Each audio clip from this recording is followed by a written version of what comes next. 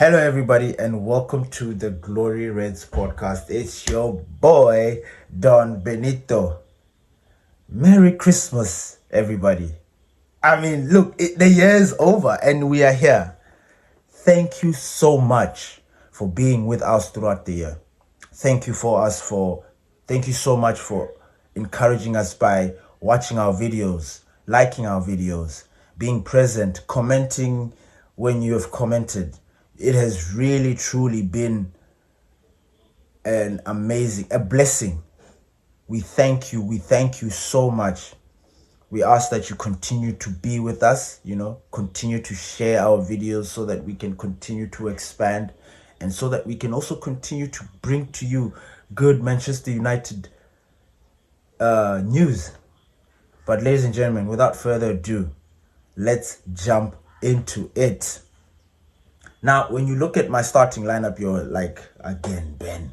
But last week, I don't know if you guys noticed, I missed the starting lineup by one, which was so crazy because I assumed that Kobbie was going to start that game, but he did not. Unfortunately, he picked up an injury, which is still out by now.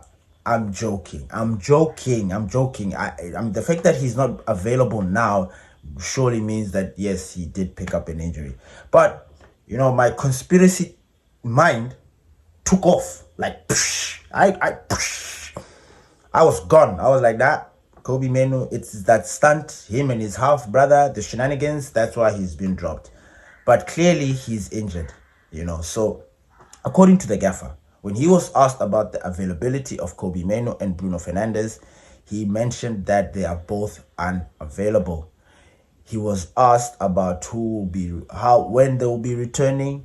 He did mention that Kobbie will be returning quicker than Bruno Fernandes. And then he was asked about Bruno Fernandes.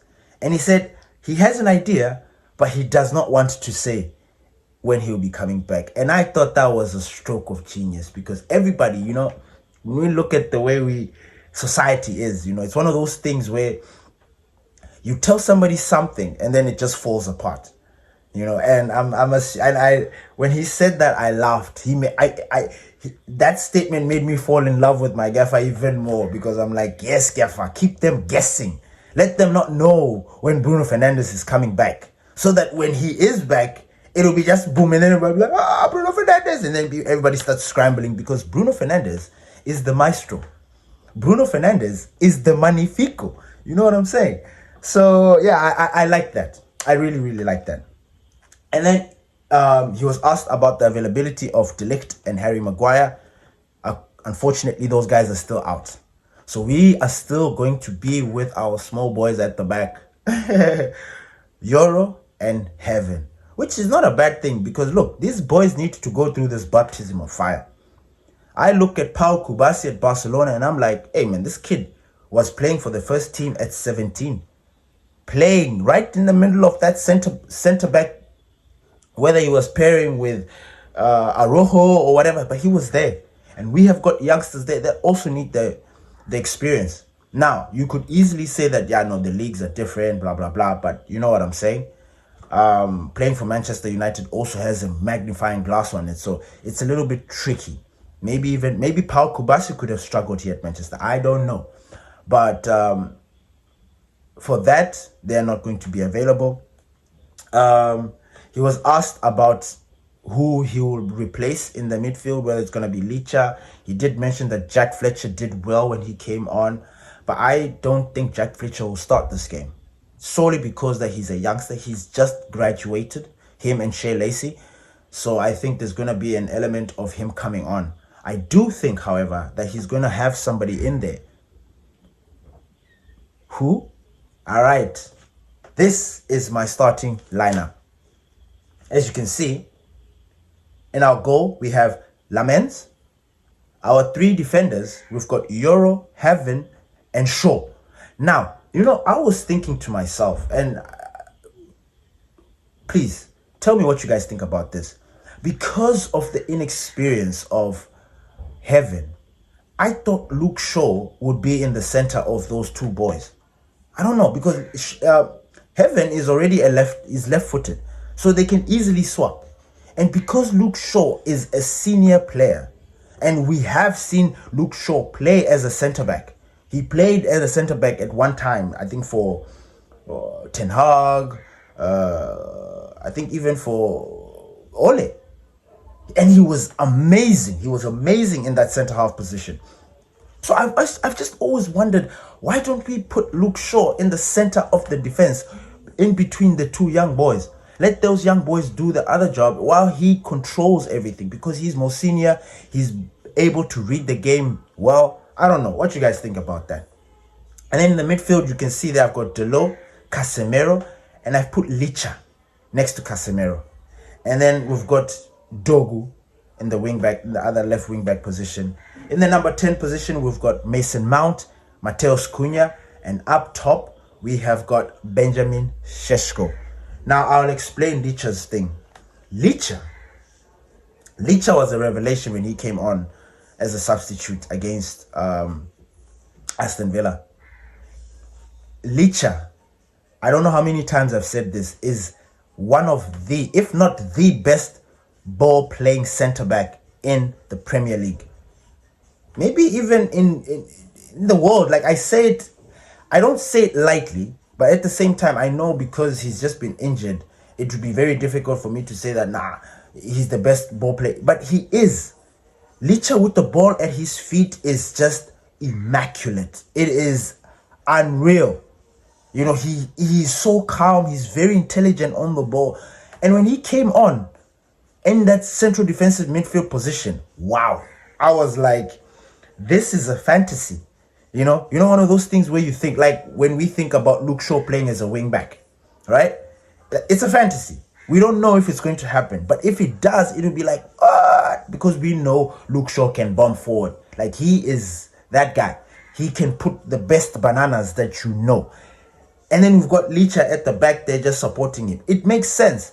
But the gaffer said otherwise. Like, you know, they need to change. And obviously, based on how we are missing players, I think LICHA will be in that midfield position. Ugarte, unfortunately for him, he has lost his place. I'm sorry. He was given an opportunity, which unfortunately, you know, Ugarte is in a very tough place, because he lost his place and he's not been able to recover. And because he's not been able to recover, he's not getting minutes. When he does get the minutes, he is rusty. So it's just like, what do we do? You know, how do we? But he lost his position because when he just touched the ball, the first touch against Aston Villa, it was taken away from him. You know, so I don't think Ugarte will start this game. If he does, I'm assuming the gaffer is giving him another opportunity to shine and prove himself. And if he doesn't, he is really going to be knocked off the pecking order. I do believe that Fletcher will come on. You know, I don't think LICHA is going to play 90 minutes because he's still working. We're still working. LICHA, we need to protect him. He's injury prone, yes, but we need to protect him. So I think slowly, we're giving him minutes. He might start, and by him starting, I don't think he'll finish the game. That's when the likes of Shea Lacey, Jack Fletcher, that's when they're going to come on. And I don't think because they're graduates, I don't think they're going to start. It's going to be a mammoth task to give these youngsters that midfield position. But LICHA will be with Casemiro. You know, the gaffer was talking about we will find solutions. And I truly believe that he will find the solutions. People are just impatient. You know, people are just feeling some type of way about it. And I just think, nah, he will find the solutions. He was asked about Jack and Shea, and he was like, look, man, they're good kids. You know, they believe that they can play in this team, which is, wow. You know, like, I'm happy. Like, I'm happy. I just hope that we don't have another Kobbie Mainoo kind of situation with these boys. Jack Fletcher's father played for United. You know, I don't think Jack Fletcher is going to try and be that kid that is like, I'm demanding. Nah, he understands what it is to be a Manchester United player and what it takes to play there. And I think he's going to take some advice from ex-players and senior players and all that. I don't think we're going to have problems with these two academy graduates. He was asked again about Bruno Fernandes because he is the guy that is in the set pieces and stuff. And he's like, look, Bruno Fernandes is the most important player we have got. He's our maestro. You guys know it. Without Bruno, we kind of drop in form. It's very understandable. But he did mention that this is now an opportunity for the other players to step up. And he particularly mentioned LICHA and Shea. Maybe those were throwaway comments, but I felt that's also one of the reasons why I picked LICHA. Because I felt like, yes, this is now the opportunity for these guys to step up. Because when you look at that team, they're the most senior players. And Dalot, they're the ones that have been here longer. So I just felt like, you know what? He did say that, look, this is an opportunity for all these players to step up, especially when it comes to set pieces, because Bruno Fernandes is the organizer. In corners, in free kicks, in every sort of set piece that we've got, Bruno Fernandes is the brains. So he's saying this is an opportunity. Yes, Bruno is irreplaceable. We will never replace Bruno Fernandes. Even when Bruno Fernandes leaves Manchester United, we will never able to replace the kind of player that Bruno Fernandes is. But it does offer an opportunity for these other players to step up. This is the chance, because when Bruno comes back, you're back to bench. You're back to worrying about play time and whether you're going to get minutes and stuff, because Bruno doesn't miss a game. I did have some predictions. Please don't shoot me. I am just the messenger. I predict that we are going to win 2-1. 2-1, you know why? Because we just like to concede. We just like to concede. Unfortunately for us, we just concede goals. If they happen to do a 2-0, hey, I'll be gassed. I will love it. The first scorer, I think, is going to be Casemiro. Casemiro has got a knack for goal. You guys, if you know the history of Casemiro, he was a striker. He just snuck into the football world disguised as a defensive midfielder, but he is a striker. So he has the eye for the goal. And he has got history with Newcastle. Remember the Carabao? And the fact that he was suspended.